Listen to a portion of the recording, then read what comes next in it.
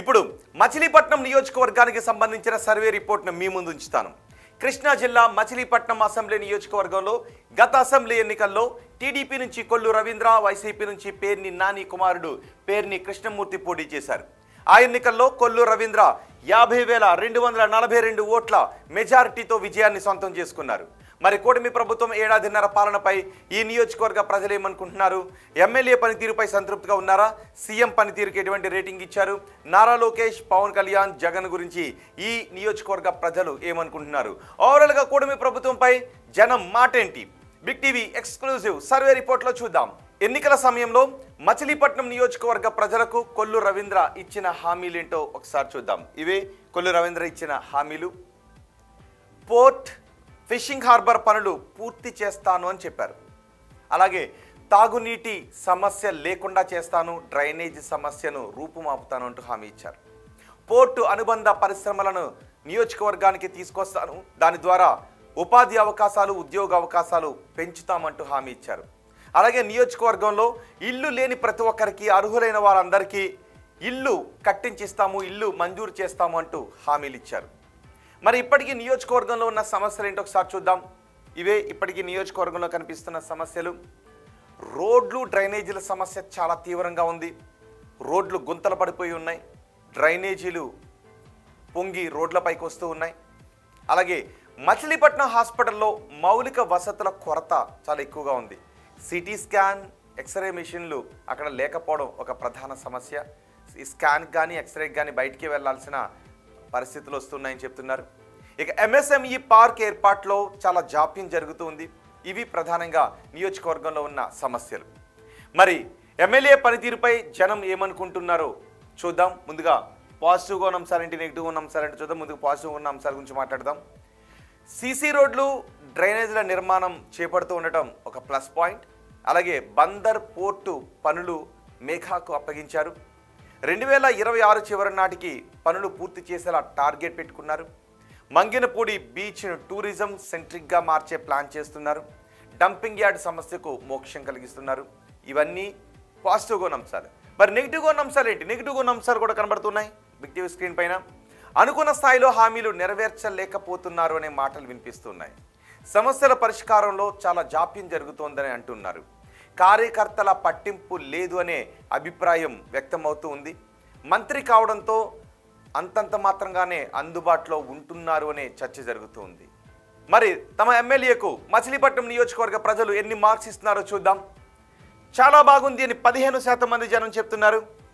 బాగుంది అని ఇంకో 15% మంది జనం చెప్తున్నారు. పర్వాలేదు అని 40% మంది జనం అంటున్నారు.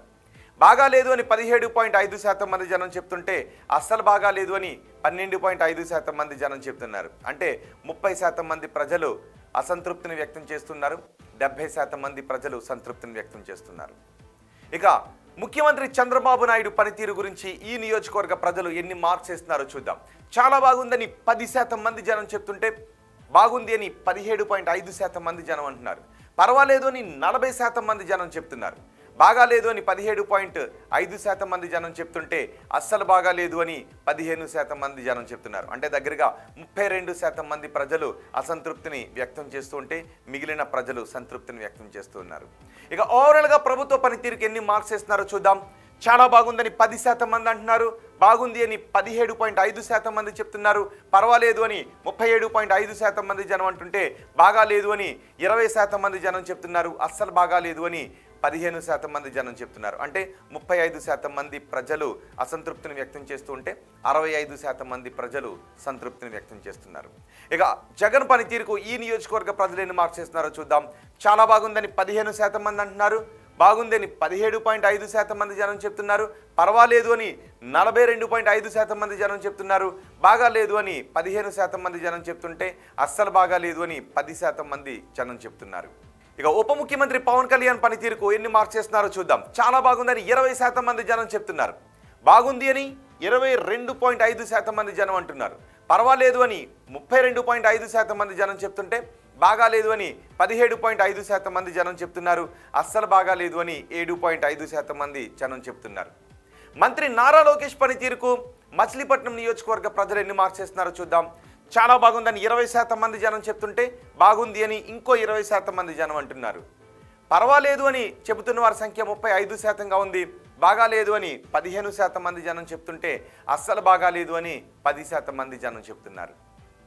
అమరావతి పనులు పూర్తి అవుతాయనుకుంటున్నారని అడిగితే పూర్తి అవుతాయి అని 37.5% మంది జనం చెప్తున్నారు. కావు అని 17.5% మంది జనం అంటున్నారు. కావచ్చని 15% మంది జనం చెప్తుంటే తెలియదు అని 30% మంది జనం అంటున్నారు. అమరావతి కోసం అదనపు భూసేకరణ చేయాల్సిన అవసరం ఉందనుకుంటున్నారా అని అడిగిన ప్రశ్నకు చెయ్యాలి అని 35% మంది అంటుంటే వద్దు అని 32.5% మంది అంటున్నారు. చేస్తే బాగుంటుందని 12.5% మంది జనం చెప్తుంటే తెలియదు అని 20% మంది జనం అంటున్నారు. పోలవరం ప్రాజెక్టు పూర్తి అవుతుంది అనుకుంటున్నారా అని అడిగిన ప్రశ్నకు పూర్తి అవుతుందని 32.5% మంది జనం చెప్తుంటే కాదు అని 22.5% మంది జనం అంటున్నారు. కావచ్చు అని 17.5% మంది జనం చెప్తుంటే తెలియదు అని 27.5% మంది జనం అంటూ ఉన్నారు. కూటమి ప్రభుత్వంలో ఉద్యోగ అవకాశాలు పెరిగాయా అని అడిగిన ప్రశ్నకు పెరిగాయి అని 30% మంది జనం చెప్తుంటే పెరగలేదు అని 17.5% మంది జనం అంటున్నారు. పెరిగి ఉండొచ్చు అని 22.5% మంది జనం చెప్తుంటే తెలియదు అని 30% మంది జనం చెప్తున్నారు. వచ్చే ఎన్నికల్లో వైసీపీ అధికారంలోకి వస్తుందనుకుంటున్నారా అని అడిగిన ప్రశ్నకు వస్తుంది అని 20% మంది జనం చెప్తుంటే రాదు అని 25% మంది జనం అంటున్నారు. రావచ్చు అని 30% మంది జనం చెప్తుంటే తెలియదు అని 25% మంది జనం చెప్తున్నారు. చంద్రబాబు తర్వాత ముఖ్యమంత్రిగా ఎవరైతే బాగుంటుంది అని అడిగితే పవన్ కళ్యాణ్ పేరు చెప్పిన వారు 27.5% మంది ఉన్నారు. నారా లోకేష్ అయితే బాగుంటుందని చెప్పిన వారు 40% మంది ఉన్నారు. తెలియదు అని 32.5% మంది ప్రజలు చెప్పారు. ఇవి మచిలీపట్నం నియోజకవర్గానికి సంబంధించి big TV survey report AP progress card.